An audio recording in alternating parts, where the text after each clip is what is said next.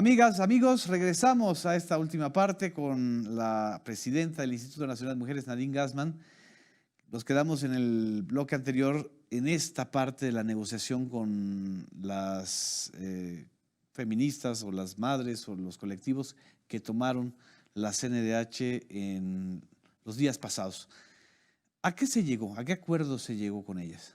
Bueno, se está trabajando tanto en la Secretaría de Gobernación, con la CONAVIM y con la CNDH en mesas de negociación para ver los casos, por un lado, para ver dónde están atorados, cómo desatorar los casos, cómo apoyar en esas gestiones. La Secretaría de Gobernación ha hecho un compromiso muy importante, igual que la presidenta, y se está trabajando en la CNDH también en las recomendaciones para la prevención y la atención del feminicidio. Porque son casos hasta donde uno observa que vienen de muchos años atrás, es decir, no son casos recientes. Por supuesto. Hay agravios acumulados. Por supuesto, y por eso es que uno entiende, o sea, si mi hija fue violada en 2013 o asesinada en 2016 y no avanza la justicia.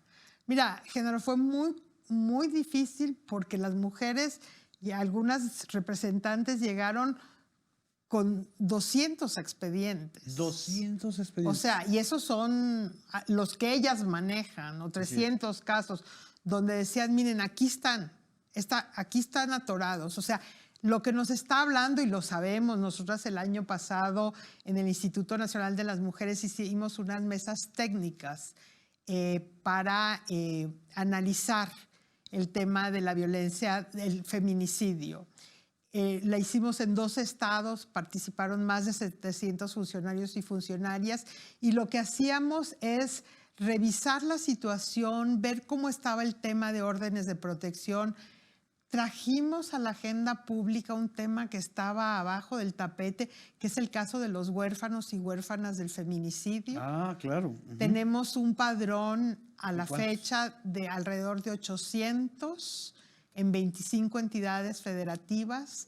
Desarrollamos un protocolo de atención, porque no había un protocolo de atención, y ese protocolo se va a empezar a implementar en los estados por el DIF, por las procuradurías. 800, huérfanos y huérfanas no son atendidos por la abuela o por las tías. No, son atendidos, pero no por el Estado. No por el Estado. O sea, algunos sí, depende de los estados, no podemos generalizar, pero muchos de ellos son atendidos o sea, tienes de todo. Tienes desde casos de que el niño o la niña que vio cómo mataron a su mamá, cómo su papá mató a su mamá, está con la familia del papá. Dios santo. Tienes casos donde están con la familia de la mamá, la mayoría, pero que no están recibiendo pensión, tratamiento psicológico. O sea, hay como una serie de necesidades que nosotros identificamos y que están en el protocolo de cómo se debe de atender. Desde decir, cuando llegas a una escena del crimen, hay que ver si están los niños por ahí. Claro. Y si están, resguardarlos, apoyarlos, darles contención emocional. O sea, es muy importante. Sí, porque el debate sobre el feminicidio está muy concentrado en castigar a los culpables, a los responsables, las penas, las alertas de género en las entidades donde han incrementado los feminicidios. Pero esta parte evidentemente no se habla de ella. Estaba en la sombra.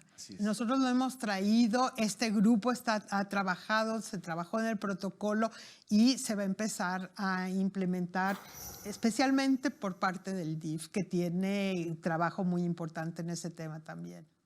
Así es, y ya para que cerremos esta plática que hemos abordado muchísimos otros, varios ángulos, hay una parte también luminosa de la acción de mujeres que está lanzando sobre temas de paridad. ¿De qué estamos hablando cuando hablamos de paridad, Nadine? Bueno, cuando México realmente en estas elecciones dio un salto impresionante en términos de paridad. Paridad quiere decir 50-50. Exacto. Es mitad y mitad. Y ya las leyes desde el 2014, con las modificaciones que se hicieron posible que tuviéramos una Cámara de Diputados y Diputadas, una Cámara de Senadores y Senadores y cámaras locales, Así estatales, donde hay casi en todas partes paridad, 50-50 más o menos. El presidente de la República hizo un gabinete paritario y ha defendido el gabinete paritario y realmente, ¿por qué hablamos de paridad en la toma de decisiones? Porque es el lugar donde ha sido más difícil para las mujeres estar. Y estar no es solo que bonito, sino que traes otra mirada, traes otras consideraciones, o sea, haces política como haces la vida, con mujeres y hombres en su diversidad. En estas elecciones que estamos ya empezando, realmente son las primeras elecciones que se van a dar después del cambio legislativo, donde se puso la paridad en todo en la Constitución y se puso el tema de violencia política también en la Constitución. Cambios constitucionales importantísimos que ha hecho la legislatura de la paridad. Exacto. ¿Sí?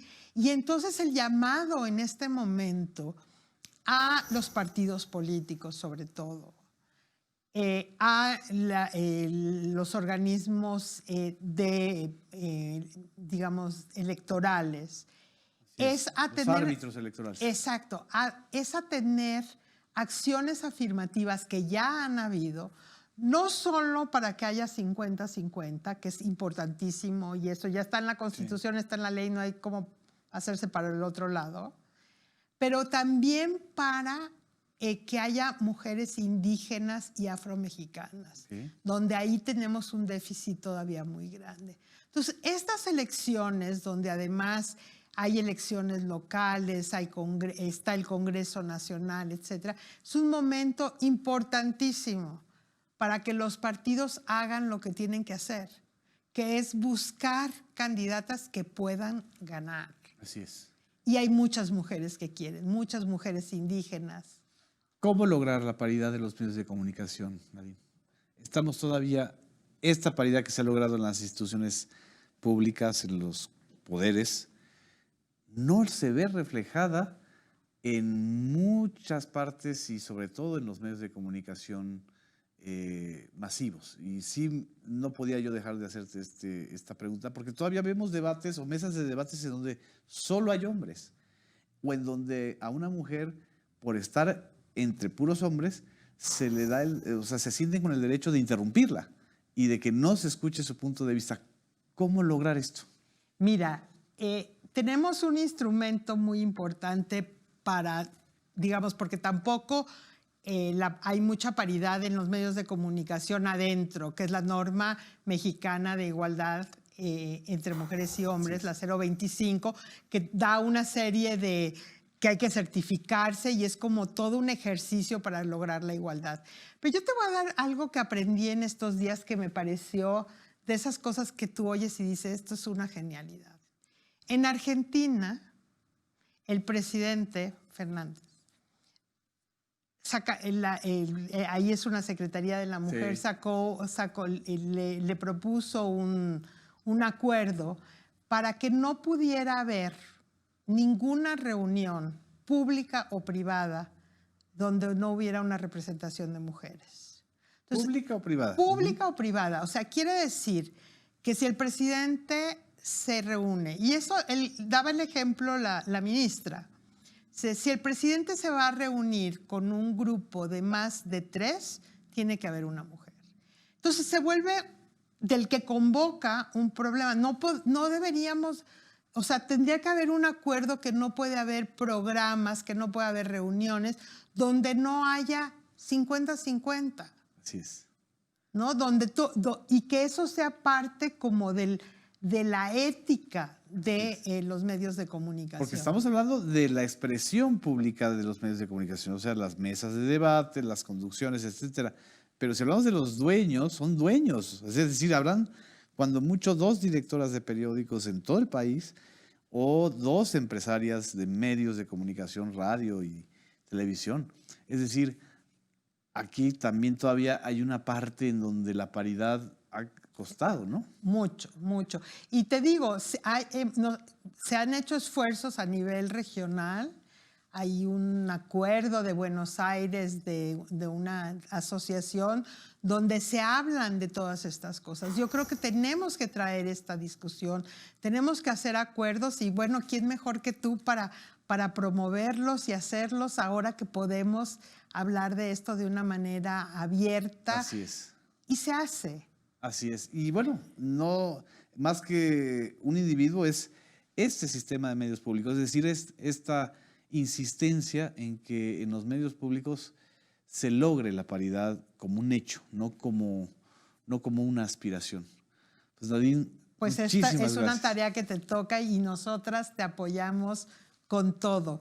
Y me consta que nos apoyas y que nos sugieres y que estás aquí presente y ves los medios públicos mexicanos y el Instituto Nacional de Mujeres está al pendiente. Estamos. Muchas gracias por esta plática. Muchas gracias a ustedes, amigas y amigos. Nos vemos en la próxima entrevista especial del Sistema Público de Radiodifusión.